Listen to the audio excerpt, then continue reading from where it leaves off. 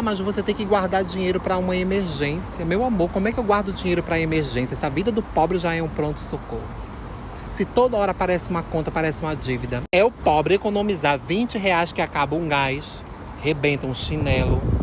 Tá me entendendo? A paz financeira do pobre dura menos que uma promoção no supermercado, meu amor. É só o pobre pensar, eu vou ajuntar um pouco. Surge um boleto do além. Quando se trata de dinheiro, meu amor, o pobre não tem um segundo de paz. Chega o dia do pagamento, meu amor, a carteira sorri por 5 minutos. Depois, chove boleto, chove dívida. É só conta. Resumindo, né, gente? Não é que o dinheiro nunca chega. É que pra muita gente, o imprevisto chega primeiro. Mas quem nunca, né, gente? Separou dinheiro pra um sonho e gastou com o imprevisto. Eu te pergunto, como é que o pobre ajunta o que ele não tem? Como é que o pobre vai ajuntar dinheiro para um imprevisto se a vida dele já é um imprevisto?